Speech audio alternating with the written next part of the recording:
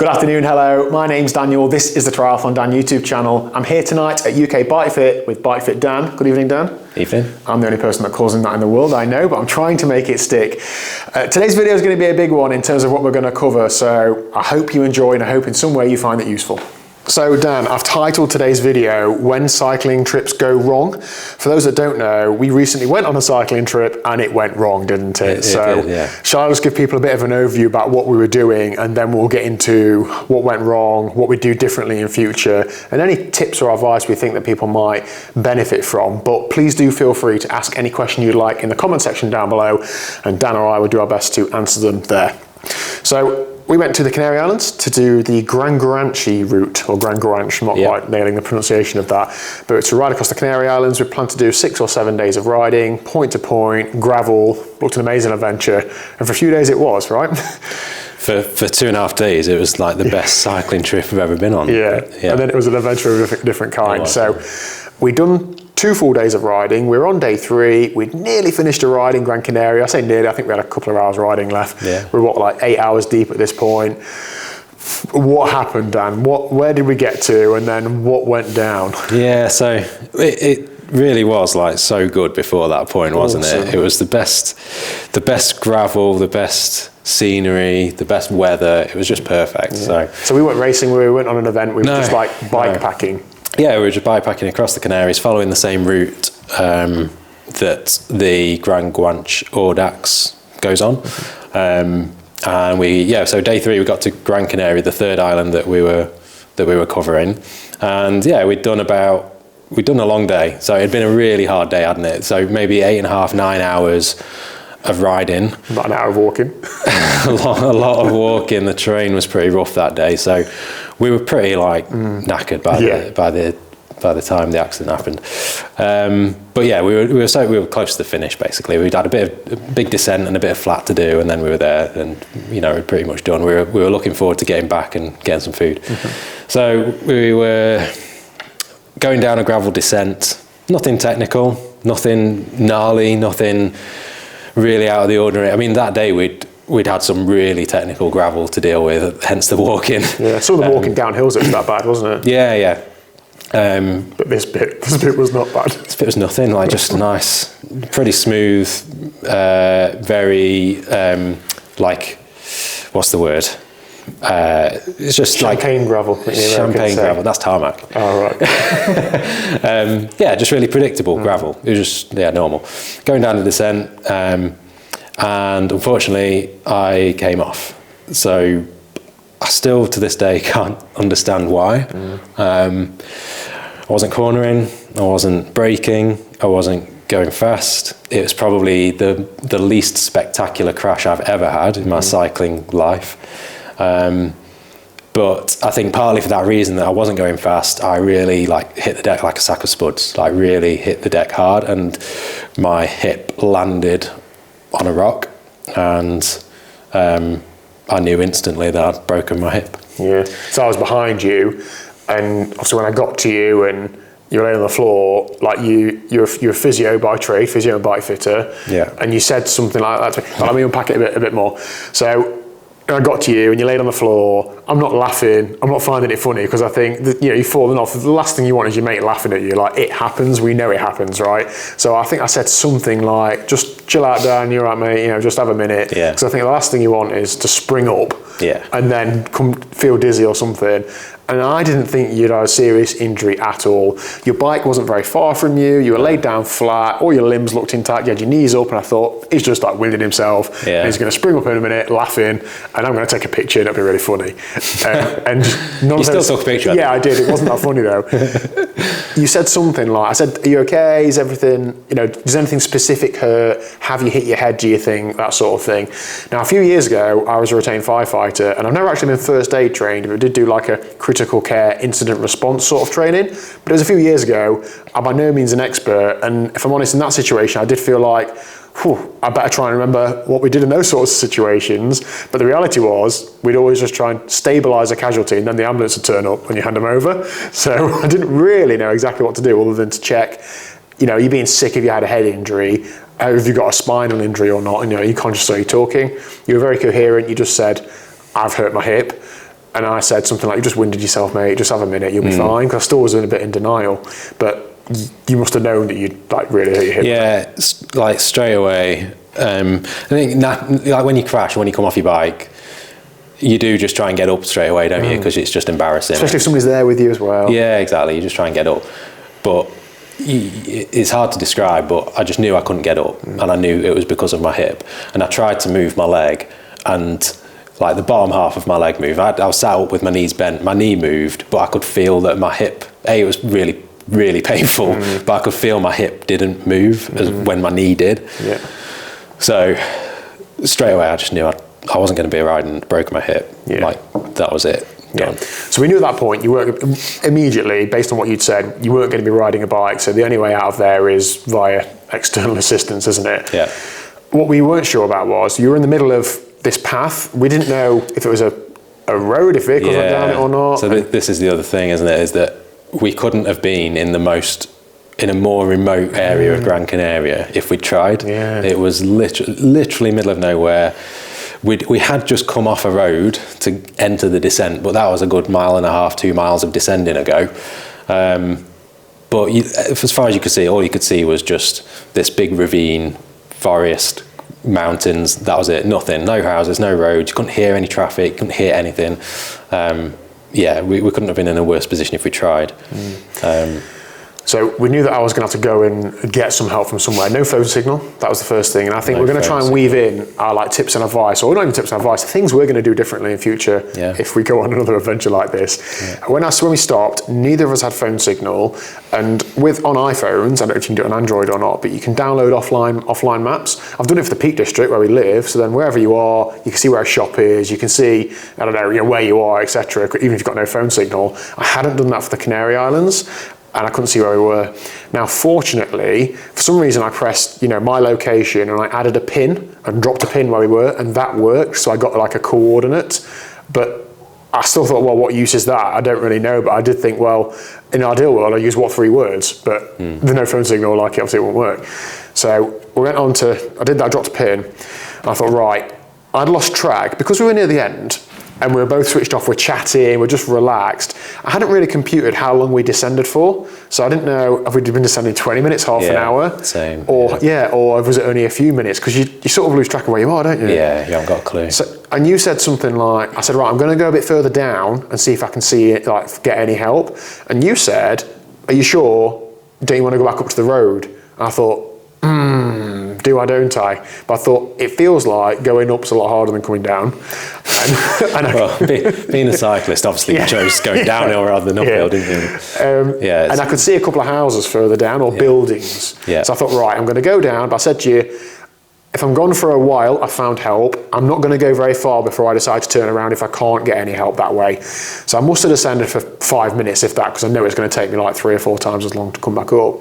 Came to like a bridge, and you know what I'd been like descending with sharp falls either side. Yeah. It must have been 100 meters in the air, if not more. And there's just one little like barrier to the side of it. And there was a building on the side of it. I was like, oh my God. And I'm literally walking on top of my bike across the bridge, like I didn't even dare ride. Anyway, the gate was locked, shouted, couldn't get anybody through. That was worthwhile. So it's all for nothing. Yeah. So then I came back up to you, but I think that lost us half an hour, 40 minutes maybe. So I have no idea how long I was sat at the side of this trail for. I completely lost track of time. But yeah, it must have been at least half an hour, if not like a bit more. So yeah, when you got back to me, before that you'd helped me sort of shuffle to the side of the trail just in case someone or something came down. Yeah. Obviously no one did, because this was the middle of nowhere. But it'd be actually useful if you're in the middle and somebody came down. Yeah, but next to the trail was also like a few piles of rocks that I could sort of lean up against. And by the time you'd got back to me, I was like pretty uncomfortable just with the way I'd been leaning. I just needed to change position a bit. So yeah, you came back, you told me what had happened, and then I said, look, I need to just shuffle and change position a little bit. And can you help me, because I can't move myself, obviously. So you this went well. You helped me. I told you where I wanted to go, and you helped me go that way. And this is the most excruciating pain I have ever felt in my life. all I remember is just shouting really loud in your face. If you were right there. Yeah, I had no control, totally involuntary response, and then about 5 seconds later, just passed out. Yeah, and you know, whilst we're like saying this now and half laughing about it, that was like, oh dear, like this is actually really serious now. And I felt like a renewed sense of urgency, and like I knew you just passed out because of the pain, so I knew you'd come back round in a few seconds. But then I was thinking, well, do I try and lie you down now because you can't pass out when you lay down? I didn't really know what to do, but you're already propped up, and I thought, right, you've definitely broke your hip then, and your diagnosis was correct. Yeah. And if I'm honest, then that's when I thought, wow, this is like actually like. It's actually really urgent now that we get some help. So as soon as you came back round, we had a bit of a conversation, and we're both in agreement that there's a sense of urgency now. So we propped you up with a few bags and stuff, didn't we? Like bags off my bike and your stuff. Gave you like a bag of Haribo, that's all we had left, and some bottles of electrolyte.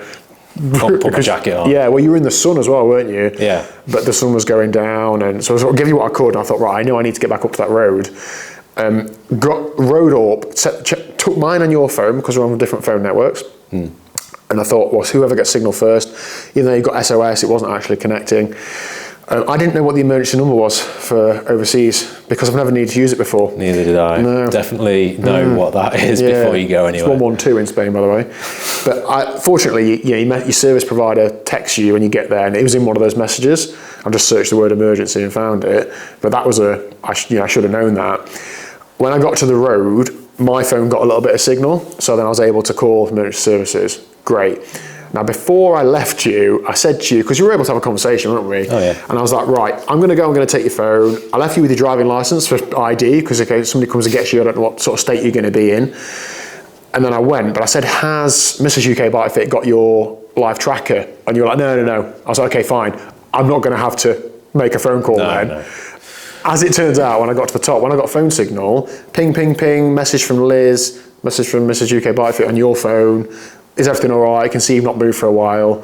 And then Liz had obviously spoke to Mrs. UK Bike Fit and said, have you heard from them? Those sorts of things. So I felt like it must have been a while. Yeah. Not moved for back then. And it was about tea time, so they're probably both at home, like, oh, have they finished yet? That sort of thing. Yeah. So I was like, I can't do anything yet. I need to sort this. So I got through to the emergency services, and it was really serious, but I had to really lay it on. Because you want somebody to come out now. My mate's at the side of a path, screaming and passing out. I need somebody to come and sort him. They were brilliant. They had an air ambulance up in the air within 15 minutes or so. Some paramedics came up to me, but there was a gate at the top of the path, and they had a 4-wheel drive, and they've got some bolt croppers in the back, and I'm just like, I know we've got a language barrier, but you understand like that, but they seem hesitant to do that. Yeah. And all the time, this helicopter circling, and I mean, you were down there, and I'd said something to you about, this has got a helicopter on it, but you did, what were your thoughts going through your mind when you hear that noise? I think I'd forgotten that there was a gate blocking the trail at the top, because we had to climb around it, didn't we, on the way down? Yeah, but I'd obviously forgotten that. And then you could get a vehicle down, and also on the trail, it was sort of in two halves, there is vehicles going up and down that every now and then. So I was explaining that on the phone to emergency services. Yeah. So I did expect, to be honest, to be able to, an ambulance or something to be able to get down. But yeah, it wasn't too long after you left to go back up to the top that a helicopter came circling overhead. It must have been so quick. It took me 17 minutes to ride up to the top. I don't want to flex, but after 9 hours of riding, I think I did 280 watts for 17 minutes, which I'm pretty happy with. It's a PB. Yeah, probably, yeah. So yeah, they must have been super quick sending the helicopter out. But as soon as I heard the of the helicopter, I was like, oh, fuck, that's for me. Yeah. So I'd been waving at the top of the hill because there's a big building next to me where they were trying to land, and I thought they're going to land near me, and then they were going to walk down with a stretcher, or they're going to get the 4-wheel drive down, then we're going to get you. And you couldn't see the helicopter for a lot of it. And then after, I can't talk to these paramedics. They've got broken English. I've got very broken Spanish. So it was just, I know they're doing their job. They know what to do. I'm not going to hassle them for updates. And then they were like, okay, they have him. I'm like, sorry, come again. They're like, they have him. He's on the way to hospital. I was like, okay, right, great news. Yeah. But what about all of that stuff? Have they got his bike as well? No, they don't take bike. I was like, okay, well, I need to get his bike. Can you help in any way, or am I on my own? And to be fair to them, they said, well, we'll stay here with your bike. You can go and fetch it, and then you get a taxi. Perfect, not a problem. Yeah. So the way that I'd been propped up by the side of the trail was with your bags off of your bike with your stuff in it. You've got my phone. My ID and my passport was around somewhere because she'd left me with it. But obviously, I'm not thinking. Helicopter comes down, they pop out, just scoop me up and put me in the helicopter with your bag. But leave everything else just on the trail. Bikes, bags, passports, ID, like everything's just left. So I am in the helicopter thinking, what are we going to do about the stuff? But then I'm like, well, obviously in the grand scheme of things, it doesn't matter. But yeah, they just scoop me up and take me off, and that's it. Like they had very little English. I just said to them like, that is broke, and they were like, oh, okay.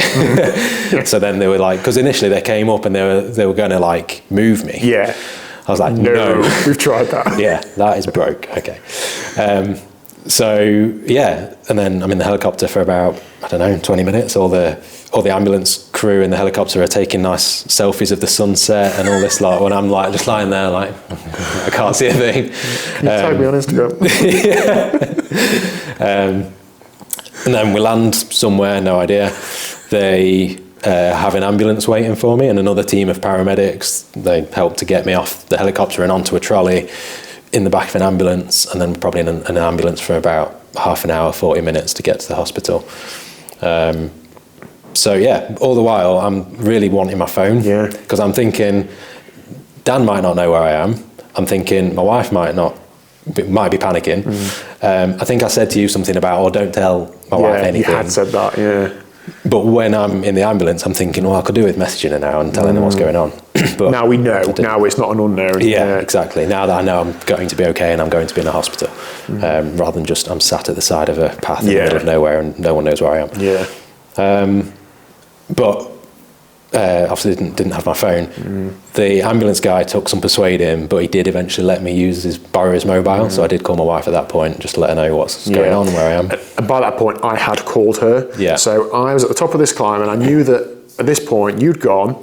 I knew that the paramedics had kindly rang me a taxi, so I knew that I'd gone and got your bike.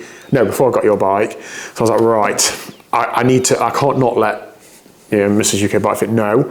So I called her, and I feel like when I was on the phone to the emergency services, if anything, I'm trying to big it up. Is in and out of consciousness, all this, because you want them to come as urgently as they can.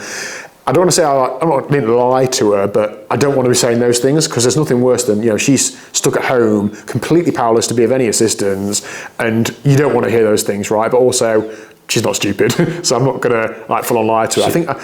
She is also a physician. Yeah, exactly. Yeah, so I know. So I said something like, "Oh, Amy, don't worry. Dan's had a crash. He thinks he's hurt his hip. He's gone to hospital just to have it checked over, but I think he's all right. He's talking to me and so on, but he's in a bit of pain." I thought, I'm not saying the words air ambulance, and I just said, just because I had to leave him to get some signal, I've got his phone. I get it back to him, and she was really concerned, obviously, but I hoped that I'd done enough to not worry her. Obviously, she was still worried, rightfully so. Then I'm ringing Liz, and I was a bit emotional, because I'm like, I feel like I'm not being entirely honest. Yeah, it's the adrenaline as well. And I was sort of choking up when I was telling Liz. And she was a bit like, pull yourself together, man. But it was then sort of hit me like the seriousness. I was like, right, okay, Dan's okay, but now I've got a whole logistics thing to try and sort out. So I went and got your bike, rode it back up the climb. Your saddle's way too low for me. With the same pedals, thankfully. Your rear mech hanger was bent, but fortunately it was still rideable, so I didn't have to spend 40 minutes walking back up. Got to the top, and the paramedics had kindly rang me a taxi, and it turned out that it was the mate of the paramedic, because he turned up with bib shorts sticking out the back of his trousers. And I was like, are they bib shorts? Or is it like a uniform thing? I don't know. So when I got in the taxi, he said, "Oh, my English is quite good." And I was like, "Oh, great, thanks very much." He said, I said, "Are you a cyclist?" And he said, yeah, I've just been out for a ride, and I just got this call from my mate. And I was like, "Oh, excellent." So then I had him. I'm like, "What hospital has he gone to?" Because I asked the paramedic. They said, "I don't know. You have to ring 112 back, and they'll tell you when he's there." So I'm like, "I don't even know where you've gone." I was thinking, well, what if it's really serious? They took you to mainland Spain or something. I was thinking, oh my God, what am I going to do then? Eventually, so the taxi driver was brilliant, because I basically had him talking to the hospital to try and find out where you were. Eventually found out where you were being taken to, but then I went to the hotel we'd booked for that night, which is about 20 miles from the hospital that you'd been taken to. And the receptionist at the hospital was brilliant. I was constantly frustrated by, and it's our fault. We're in Spanish people's country, not knowing their language. So, I should have put more effort into learning even the basics before going. But I'm ringing the hospital and they're putting the phone down on me because I'm saying, hello, do you speak English? I'm calling it I'm like, I feel like powerless now. So the receptionist was brilliant. I explained the situation to her. She then called the hospital. Of course, then they're not going to talk to her about the health condition of somebody who's just a guest at the hotel. So I'm having to say yes, whatever. It was just really difficult to do. But the long and short of it was, they wouldn't say, yes, you're allowed in. So I was like, well, it's like 10:30, 11 o'clock at night now. I know you're going to want your phone, but they're not confirming that, yeah, you can get there. 45-minute hour taxi away. It was on a 9-hour ride. I've not even showered or anything. Like, it was like, I'm really trying to weigh up, do I go to that night or not? And I decided not to, because like the next morning I had to check out by 10 a.m. I've got 2 bikes, no clothes, a hospital to get to the other side. You had my clothes. I had your clothes, yeah. Which is arguably an upgrade. Oh, so yeah. But the next morning I basically got up, got a taxi to a hotel that I found near the hospital. And then just went from there. But in the meantime, you're taken to hospital in this foreign country. What, are you just put in a bed overnight? Like, what happened that night? So I was obviously in A&E for a bit when I arrived, and very similar to UK A&E, I was just in a corridor.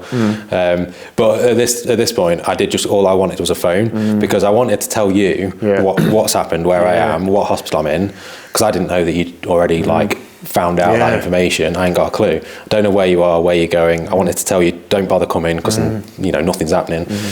And obviously I wanted to keep in touch with my wife. The hospital, unlike the ambulance man, did not let me use a phone for whatever reason, policy or whatever, which was really frustrating. I kept asking him, just thinking that eventually they'll just be sick of me and say yes, but they didn't. So I was just in A&E for a bit, in the corridor, and then eventually, I think it was around midnight, they did move me to a ward, and it was the psychiatric ward, just because that's where there was space, which was awesome, because obviously on the psychiatric ward there's some very ill people, and it was very noisy, and I didn't get much sleep that night, but whatever, I was okay. I had some x-rays as well in A&E, and they told me my hips broke. So okay, sound. I knew that. And that was it. Obviously, just dosed up on whatever painkillers I was on, morphine or something. And I was in that ward for the night. And then the next morning, woke up, and basically the first person that came was someone from theatre saying, "We're going to operate on you now." So they dragged me straight off to theatre. I'd not eaten or drank anything, because they thought there was a possibility that I'd need surgery, or they knew I would definitely need surgery. 9-hour ride into not eating and drinking. This is the other thing as well. Like, obviously, I'm sweating. I'm not the cleanest. I'm smelly. Like, I've just been riding all day in 30-degree heat and a really hard day's ride. I'm still in kit at this point as well. Still in the same kit. Not eating, not drunk, other than little sips of water that they let me have. So I just wasn't feeling the best anyway, just because of that probably. But yes, first thing in the morning, took me to theatre, and I had cannulated hip screws. That's the name of the surgery. Because basically what happened was, near where the ball of the femur is, for the ball and socket of the hip, around the bottom of that, called the neck of the femur, it completely sheared off, and the femur was stuck behind the hip joint, so it was completely detached. So basically I went under general anaesthetic, they realigned it, put it back together, and then put 3 screws in to attach it. And that was probably like 9:30 in the morning. I went in, and around 12 o'clock I'd come around from the general anaesthetic, so it wasn't a long surgery, but I was in recovery, theatre recovery, at around midday. And by this point, you had come to the hospital. So I got to the hospital for about 10 a.m. In the morning, the receptionist at the hotel I was staying at, at 7 a.m, had called the hospital. They'd said you were going into theatre, or you're in theatre, so he's going to be there most of the morning. I was like, okay, so I've got time to relocate myself, found a hotel, booked in, got there, checked in, just chuck my bikes in a room, because of course I couldn't actually get in a room or anything, I didn't need to. Put your clothes on that you'd had in the bag, which was a pair of swimming shorts and a t-shirt, both of which are too small for me. And you'd spilled some food down your t-shirt the night before, and I was taking the mickey out of you for it, and then I'll have to wear it. And I'm a bit, I've got more muscle than you have done, so it was a squeeze, and I nearly got arrested. But anyway, so got to the hospital, and then, the language barrier is there, and they're telling me you need to wait in this room for an update. And I was in the room until, was it 5 o'clock at night, 6 o'clock? I'd asked so many times for an update and told, no, you need to wait. What I understood was that the surgeon either passes the messages on to a doctor, and then they tell you what's happened and where you're going to be. Eventually, I went out the hospital and went into reception and acted like I was a completely new person and said, I'm here to see Dan Smith, he's a patient here, can you tell me where he is? And they eventually took me through to not resuscitation, what's it called, recovery, and you were there. And when I walked through that door, it was like, finally, like I spent all day battling to try and see you. It turned out we were like 20 metres away in this hospital, right? In the next room. Yeah, I've been speaking to your wife several points during the day. I just want to give her an update that you're okay, but I wasn't able to, and you weren't able to. And I felt so powerless to actually do anything. I nearly put something on Instagram like, do I know anybody in Gran Canaria who's bilingual who can just come and help me out a little bit? But I thought, I'm going to leave it until at least like tea time before I really pull on that. So I thought you'd hate that. So anyway, eventually walked in and I saw you, and I'm not kidding, I was so happy to see you. And I think Aidan said something like, I bet you never thought you'd be so happy to see me. Because again, I've been sat in recovery all day, basically, with no phone again. Yeah. And again, I just want to tell I want to tell you, I want to tell my wife what's going on, where I am, what to do. Yeah. But I just can't, I've got no means of contact. And you said something to me like, I didn't know if you were coming. Yeah. Like, as if like, I'd like continue the ride without you or something. Like I thought, but you're not going to know, are you? I didn't sort of mean that, but I just thought, well, there's no point in you, like you can't do anything. So I was just thinking you'd be sorting stuff out, like sorting bikes out, sorting hotels out. Like I still obviously didn't know at this point if you knew where I was, like which hospital I was in. So it's so nuts how cut off you are, isn't it, driving down the phone? It's crazy. So at this point I just thought, well, Dan doesn't need to be here, but I really could just do it with my phone. And I knew that, as I was like... And the other thing was the hospital did it, a couple of people in the hospital were asking for my passport, obviously for like insurance and can we treat this guy or not. So I thought, shit, I could actually do it with my passport, and Dan's got it. Anyway, turns out they didn't need my passport, but again, there's just a couple of bits that I could have done with. I knew you had, so in my bag was my AirPods, which I've got on the track thing. So I was like, right, I can try and find Dan, but it turns out my bag got put in a safe somewhere. So I was trying to like follow where my AirPods were, and it was going the wrong place anyway. Okay, so we set eyes on each other, emotional embrace and all of that. You called Mrs. UK Bike Fit as a priority and updated her about how you were and so on. And then we had this massive download, didn't we? Because of course we hadn't seen each other for 24 hours. We didn't know what we'd been doing in between. And you were like, what? If Mrs. UK Bike Fit's watching, this was the last question he asked, where's my bike? Because you're like, I thought it'd still be on. As in like, I just thought they'd been left. I thought, well, you're not getting them because you're on your own. Helicopter didn't take them, so that's it. But then I was also thinking, no one's going to find them in the middle of nowhere, so just leave them and get them like next week or something. But it turns out, you had got the bikes.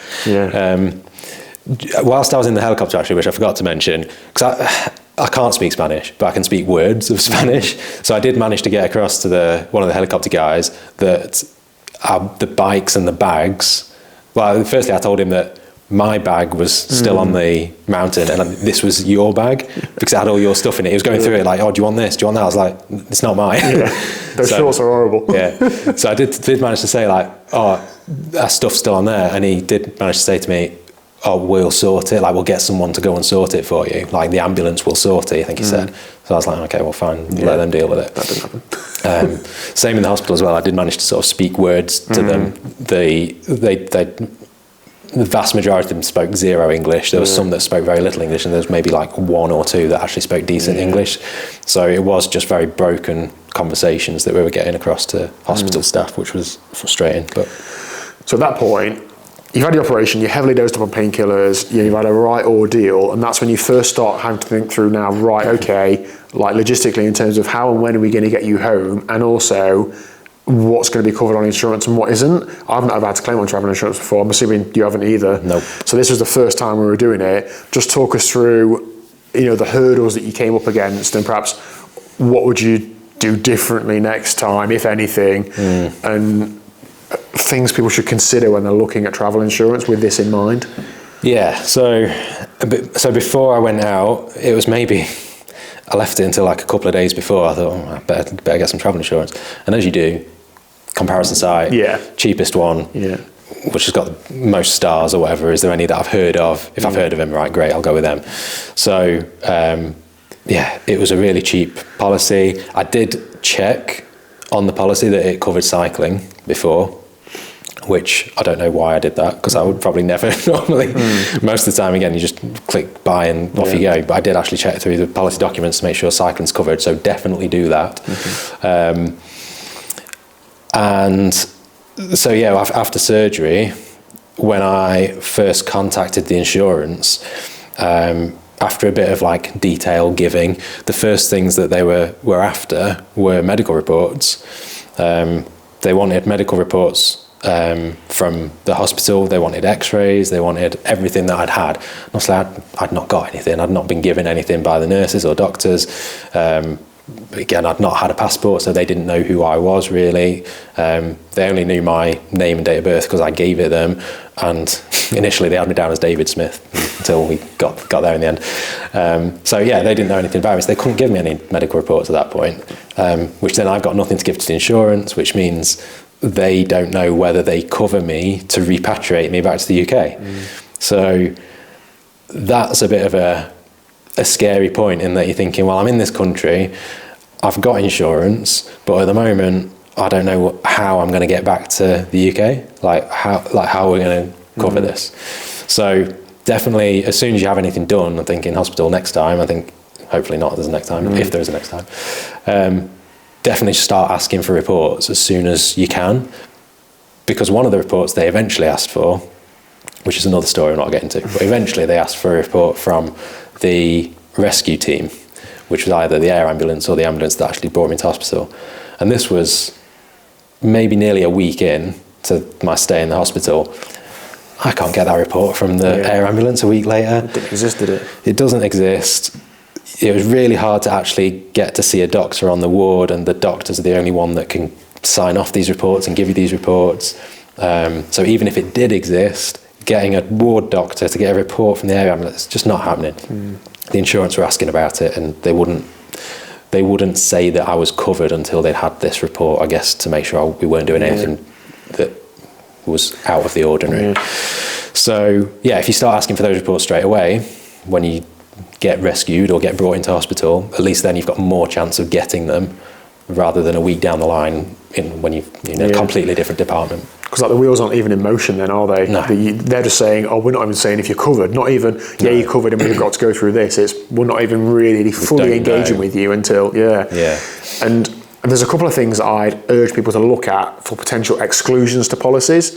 So you didn't fall foul of either of these, luckily, but within cycling, asterisks, when you start looking into what the asterisk is, there are things like excluded above certain altitudes, wasn't it? If you're riding above, and I don't know what the number is, it's probably different from policy to policy. And we were thinking, well, we were halfway down quite a big hill. Are we were at altitude. Are we fall foul of that? And the other one was, it doesn't include events. So if we were doing the Grand Ranch, the actual event, would you have been covered? I'm not so sure, because the insurance company is going to look for any reason to not pay out. And then I think, well, I've been and done things like the Adapter Tour event overseas. Would I have been covered for that? Well, if policy is saying you're not covered for events and races, then you're probably not covered for events and races. So I'd urge people to look at their policy and really check that they are covered for those sorts of things before they just go and sign up to them. Maybe more experienced adventurers have done this sort of thing, but I just don't see, even on cycling specific insurance, so much of it I see is just about the bike. Insure your bike for travel and accident and damage. Well, what about what about you? But there were a lot of exclusions from cycling specifically. I mean, one of them on my policy was mountain biking, and we were trying to explain that I wasn't road cycling, but I also wasn't mountain biking. It's kind of this mix in between that's called gravel. They don't know what gravel is. You know, talking to a non-cyclist who's probably, you know, it's really hard to get that across. So they're just saying, well, they were off-road. Well, that to them is mountain biking. Yeah. It's like, no, they were trying to define what is a road, because it is a path, and there's clearly been vehicles down there. So it's just this constant battle, and I don't know, I'm not going to name and shame the insurance company, I don't think.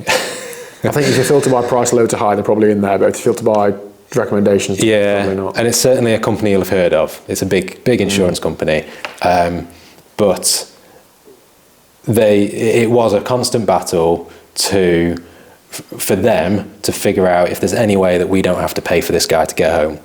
It didn't feel like they were there to help me. It felt like they were there to try and trick me and get me to say that I was doing something that was excluded from my policy.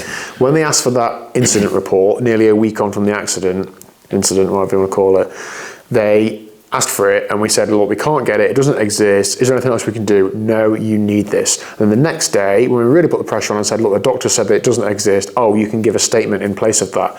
Well, why didn't you say that the day before? Yeah. Because that was another day we'd lost to getting home, wasn't it? Yeah, so there was a couple of things like that delayed me getting home by at least a day, maybe two, which is extremely frustrating when all you want to do is get home. Yeah, like that's the only thing you want is to get out of there. They were very hard work from start to finish, but, you know, again, my fault for not getting better insurance, more expensive insurance. But I suppose it's like any insurance policy in that you don't know what they're going to be like until you have to claim. Yeah. It's a little bit of an unknown. Yeah. So the repatriation itself, we ended up just getting on a normal commercial flight, because we had worried at first. When you Google repatriation flight, you see like an army airplane, and you're going to be like flying in that. It wasn't that.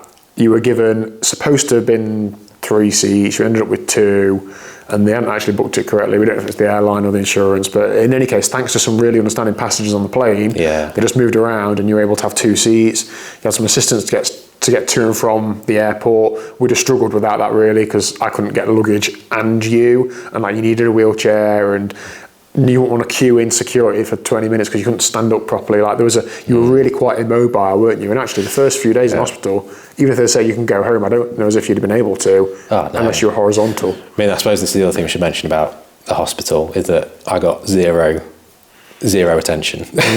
There was no physio after surgery. There was no, I say, I hardly ever saw a doctor, definitely didn't see a consultant or the surgeon. It took me a while to understand what surgery I'd had, because no one told me. 2 days, wasn't it, before you actually knew what had happened? Yeah. Again, being a physio, I knew it was like one of maybe 2 or 3 surgeries that I could have had, and depending on which surgery it was would depend on what I'm allowed to do with my hip. Yeah. Whether I could weight bear, whether I can move it, whether I can exercise, whether I can sit out in it. If I can, even if, like some surgeries, you can't cross your legs.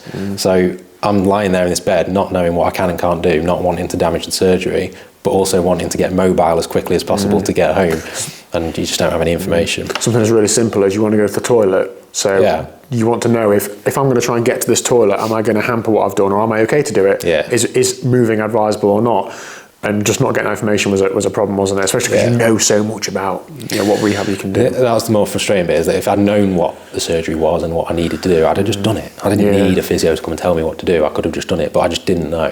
So unfortunately, I was just in bed for doing nothing. Yeah, which is the safest option. You didn't like risk it and try and do things. Yeah, it's not worth it. But there is a huge downside of not getting mobile as quickly as possible after surgery. Your recovery is always a lot slower. So by the time I could leave, I couldn't walk. I'd hopped about on a like walking frame. But obviously I can't do that through an airport. So I was in a wheelchair. I couldn't bend my knee very much at all. So my foot was like wedged on the foot plate of the wheelchair, and if it slid off, that was it. I was just going to So it was really uncomfortable to get around the airport. So if I'm queuing for whatever, or just sat waiting to get on the plane, which we were. I remember we were sat in the queue, you got your leg up on the wheelchair, and some guy, just not to know, walked past and just walked straight into your leg. That was not, and then I faced you towards the wall after that, because that was not ideal, was it? Like, normally I'm a reasonable guy, and I said, "Oh, don't worry, mate, it's fine." So I was just in so much pain. I was just like, I just couldn't look at him. Take me back then to you're in hospital. You know, those first few days, how are you mentally processing this? You're not able to plan your recovery because you don't know what you've had done. Was it a roller coaster? You know, what were you thinking? How were you staying like motivated during that time? The only thing I was thinking about was how am I going to get home? So the most of my days were spent on my phone, to either emailing the insurance company, calling the insurance company, trying to get information or reports from medical staff. So in that sense, my mind was really occupied just because I was focusing so much on what I needed to do, what things did I need to put in place for them to allow me to go home and sort flights out or whatever they needed to do. So from that sense, I was occupied. In the other sense, it was grim. Like I was in this room with, you know, not a very well person next to me who was shouting a lot and just being, you know, pretty disruptive. The food was crap. The healthcare was crap. It was, I couldn't do anything for myself. I was being washed. I had zero dignity left by the end of it. Couldn't do, you know, I was so dependent on everyone to do everything for me that it was just pretty degrading, really. Like, for want of a better word, it was just pretty degrading. Had no independence at all, obviously. So, yeah, my mind was busy with stuff, but it just wasn't a nice place to be. Which again, just made me think, right, I just need to get out of here. Like, I don't care whether I'm doing the right thing for my hip or not at the moment. I just need to get out. One day, you were, from my point of view, you were on a bit of an emotional roller coaster. Sometimes you were feeling quite positive, sometimes you weren't. At one point, you were like, I'm just booking a flight. I'm just booking like 3 seats. I don't care. We're doing it. We're going home. And I'm like, Dan, just, you know, think about this. I'm not sure I can get you to an airport. Like, you know, I'm not sure an airline will let you book on in the state you're on, all that sort of stuff. Yeah. So it was. You get to the stage where. Like, you're just being pretty irrational because you just, that must have been a time where something had happened again with the insurance over the phone, and they just needed this or needed that, or wouldn't provide this or wouldn't provide that. And I was just like, right, that's it. I'm booking flights. Someone will drag me to the airport, just shove me on a plane, and I'll get home, and then everything will be all right. So yeah, it wasn't ideal. It wasn't ideal. So people asking about bike boxes. So Vadabiki Bike Shop were absolutely excellent. We had the bike boxes transferred to Tenerife initially because that's where we were planning to finish. I got in touch with them on the day you had your operation and just said, I'm in this situation. Is there anything you can do to help in terms of, can you get these boxes to me? If not, can you post them to my home address? Because then I thought I'll just get some cardboard boxes from somewhere near where we were, ideally. And they actually transferred the bike boxes to Gran Canaria to one of their chain bike shops there, and they didn't want any money for it, didn't charge me, and that's absolutely brilliant. So thank you very much. I'll leave a link to them down below. I'm actually going to Lanzarote next week. I'm going to pop in and say hello to Alvaro, who sorted us out, because I think that is, amongst a week of loads of challenges, there are a few examples of, you know, really good people just wanting to help, and we're so grateful for them for logistically just sorting it. But you know, in a week that was, you know, was getting expensive, is a big help, isn't it? I think that's my other tip for this sort of thing. And I know people, I've definitely been in that situation before where I've been like 18, 19, 20, I've gone to Zante for a week and I've got £500 to my name and I've gone abroad. You definitely need like an emergency fund for this sort of thing. We should have had more physical cash on us, I think. We had €250 between us at the start. We were on day 3, we'd had a few meals and stuff, and we chipped away at it. That quickly went with a taxi. And I don't even took my phone with me because we're traveling light. Apple Pay has a daily limit, so I'm learning now, which is like an algorithm based on number of transactions and value, and it just stopped working at one point, so I should have had a debit card. Luckily, I had one of yours. And, you know, you're booking hotels for days, food, drink, clothes that we didn't have, like, it was a fair chunk of money that you need to be prepared for, because imagine if we didn't have that between us, what would I have done then? I'm going to have to go to Tenerife and stay in the accommodation we booked, or, you know, slept on the street or something. So that's a worthwhile thing to think about. Let's talk about when you got back home then, because you didn't go straight home, did you? You went to Derby A&E. So we flew into Luton Airport, which is a long way from where we live. The insurance company had arranged an ambulance for me to meet me at Luton. So that's where we parted ways. I went in the ambulance and you went off to find your AirPods that you'd lost on the plane. Yeah, I left them on the plane. I got them back now. 30 quid postage. Got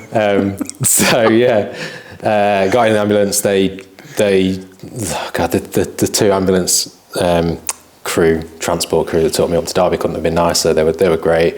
Eventually I fell asleep. This was sort of like 1 a.m. in the morning, so I just fell asleep on the ambulance and woke up and I was at Derby, which was great. But yeah, I went to Derby Hospital, and although they knew I was coming, I still had to go through the process of going into A&E, being assessed, and then them processing me from there.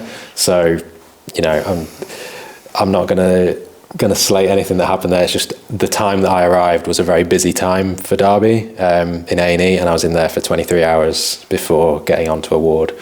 So I text you the next day like, hey, mate, but it feels good to be in a nice ward. And you're like, no, I'm not in a nice ward. It was again, no sleep, and just the lady who assessed me in A&E when I got there, the sister in A&E, she just started her shift when I got there. She assessed me, she finished her shift, went home, slept, came back for her next shift, and I was still in A&E.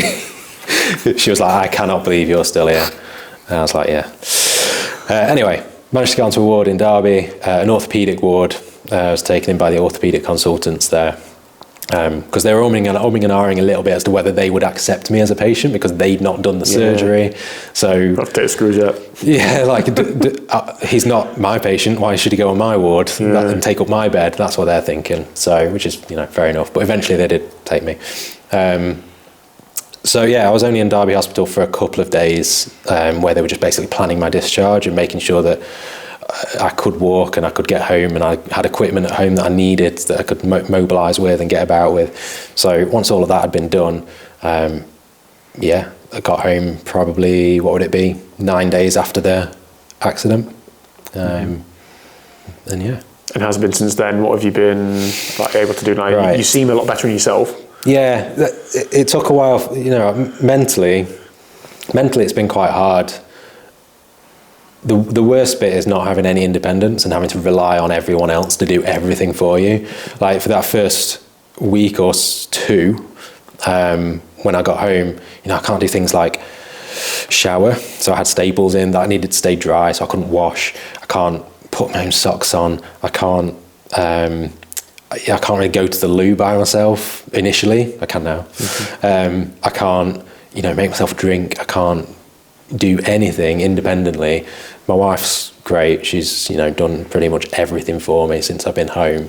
But it just makes you feel so useless. Like you just, especially when, I'm used to being busy and just running around here, there and everywhere and just doing that, doing this. Got 2 kids that I normally look after, which I can't by myself. So it just makes you feel like a complete burden on everyone else. So mentally that was really hard, and it feels like pretty grim because you're putting everyone else out. And that, that was one of my first thoughts when I crashed, is like Amy, the kids, my family, like everyone else who's going to have to cover for me basically for the next however long. So I'm got through that stage. I'm feeling a lot better mentally about it. I'm just sort of ready to crack on and looking forward to sort of rehabilitating. But the surgery that I've had does mean that I can't weight bear on my hip for 6 weeks post-surgery. We're 3 weeks into that now, so I've got another 3 weeks of that to go. So although the hip is doing well and it's moving well and everything else, while ever I can't weight bear, nothing really changes with my independence. I can't do any more because I'm still non-weight bearing. As soon as I can put some weight on it, then I can start walking properly, get rid of the crutches, get my hands free so I can do stuff, So physically I'm doing well. There is still a chance, 15-20% chance I've been told, that the hip joint won't recover because the blood supply to the hip joint has been ruptured when I had when the bone separated. They won't know whether that's the case for another 3 weeks, and if that is the case, I'll need a hip replacement. Yeah, blood supply is really important for healing in bones, isn't it? Yeah, so it's the only thing around that neck of the femur. There's a lot of arteries that supply the cartilage of the joint. So if those arteries are ruptured, the cartilage will just die, so then I'll need a hip replacement. So there's still a small chance of that, but like I say, it's moving well, pain's fine. So touch wood, everything's healing well, and then I'll be able to crack on in 3 weeks and get going again. Okay. What about business? We're in your studio. There's been less people coming for bike fits recently because you've been unavailable. Talk me through what you've had to do. Jen's been a great support, I know, but how much has this affected your business? Yeah, so but essentially we've got half the availability for bookings now, so half of the revenue of the business has just gone like overnight. So yeah, it's it's a bit of an unknown in some ways in that we've never had that before. Usually I do around 2.5 days a week of bike fitting, like actually seeing people and doing appointments and doing that bit of the business or that bit of the work that brings money in. So that's gone. It has allowed me, like if there is a positive work-wise, it's allowed me to concentrate on projects and plan for things that we've got coming up next year that I wouldn't have normally had time to do or to put so much effort into. So that's been a big help because, again, mentally, that's basically all I'm doing now is just sinking all of my brain power into work. And I've been doing what I can, having meetings, doing emails, doing admin, planning, all the rest of it. So that's been good. But yeah, financially, Jen's been amazing, like so flexible. She's changed her working hours. She's covered my Saturdays, which are always like the busiest day of the week. Everyone wants a Saturday appointment. So having someone like that who's been so flexible has been like amazing. And if we didn't have Jen here, like there'd be nothing at all going on with the business. All the same bills would be coming out with zero money coming in, and that's a bit of a disaster, obviously. So I think when you plan for like bad times, you might plan for a quiet month or two. Yeah. You might not plan for 3 or 4 months of not having any income. So. Yeah, exactly. So yeah, we'll be okay. We'll be okay. But the sooner I can get back to work, the better. Let's put it that way. Okay, good. Yeah. So, I mean, looking ahead, do you even thinking about when you get back on a bike, when you do any events, or are you just thinking about your recovery? I've had questions like, are you doing the Gralloch? What's the next adventure? No, you haven't. You've been asking me, when are you entering the Gralloch? Yeah, I misworded that. What's your thought process around those things, and do you even want to do that sort of thing? Yeah, so again, that first couple of weeks where mentally I was just a bit fried by it all. I didn't even want to think about what I was going to do physically, riding a bike or anything like that. I'd say this last week or so, I say now I'm in the mindset of I just can't wait to like go through the process of recovering, seeing all of those improvements that come really quickly when you start riding your bike, which I've been riding years now, so obviously those early gains have well gone. So to have that, go through that experience again will be pretty cool. So I'm just looking forward to that. So physically I'm thinking, I'm planning what I'm going to do to recover, which is going to involve gym, because my bone density clearly needs some work. But gym, bike, whatever I can do, I'm just going to plan to do that in the short term. As far as events and planning what I'm going to do later in the year goes, I've got things like the Gralloch on my mind and things that I was going to do anyway. Whereas now I'm thinking, because I wanted to do the Gralloch at like 110% and be absolutely peaking for. Whereas I know that's not going to be the case now, but maybe I just go and do it and have that as the goal of just getting to the start line of the Gralloch, which might, get me through as motivation-wise, it'll get me through sort of some rehab and some training. So I know I need that. I know I need some sort of goal because that's the type of person I am. I need to have something in the diary that I'm aiming towards. What that is, I just haven't decided. When it is in the year. Yeah, I'm just glad. I almost don't care what race you want to do when or what event you want to do when, but I'm just so glad it's not put you off of it. It's not put you off of riding a bike or riding a gravel bike or doing adventures, those sorts of things. No, it's not. It's not put me off anything to do with riding at all. Which my wife would love to hear. Yeah, but should. But when it's your hobby and when you love something, with nearly everything and every sort of, especially every sport hobby, with every sport there's some sort of risk. I say the one thing that I'm sort of glad about is that I'm not looking back on the crash and thinking, oh, I shouldn't have been going so fast, or I shouldn't have taken that corner like that, or I shouldn't have braked so hard.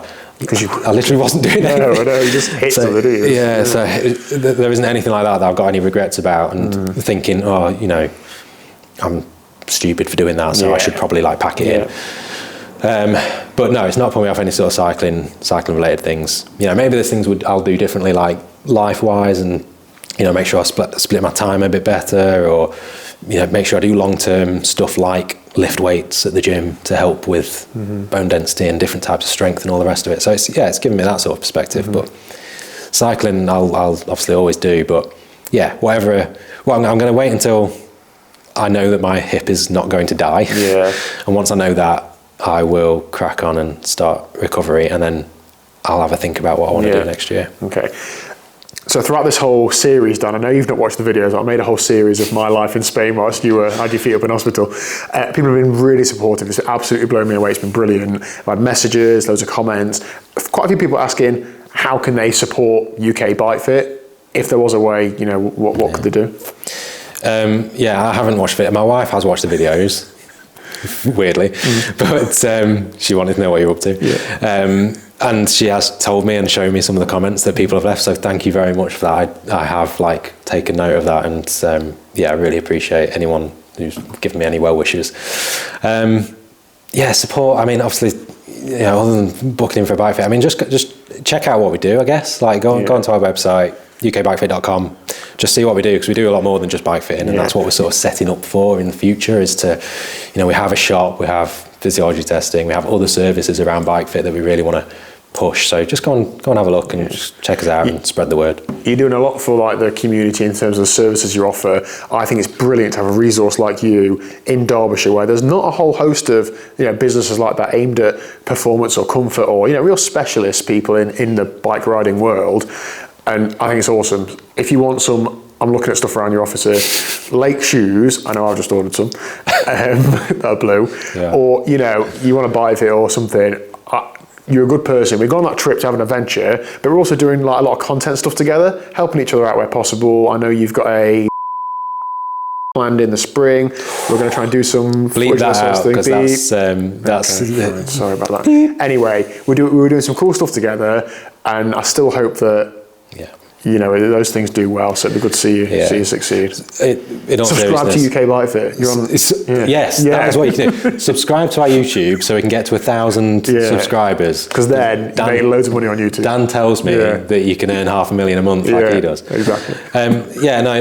In all seriousness, do bleep that thing out about next year, because that will come later. Message me, I'll tell you what it is. Some of the stuff we are doing next year is around supporting local things. I'm trying to choose my words carefully, because I don't want to, you know, say stuff too soon that I shouldn't be. But support local projects, support other people in the industry. You know, I learned a couple of years ago that the most important thing in this industry is just working with good people. Like, don't work with anyone or any company that seems like it should be a good thing, but if they're not good people, it's never going to work out. So from then on, all we've done is just work with good people and support other people and support everyone else in the industry. And this whole cycling industry is just based on the support of other businesses in the industry. It's a really strange industry to be in, because everyone knows it's struggling as an industry. So when you support other businesses, support other people that are worth supporting, it's really great. So just check us out, keep up to date with what we're doing, because next year we've got a nice few little projects on the go that's really worthwhile. Awesome. Thanks, Dan. See you at the Thank you. See you at the crowd.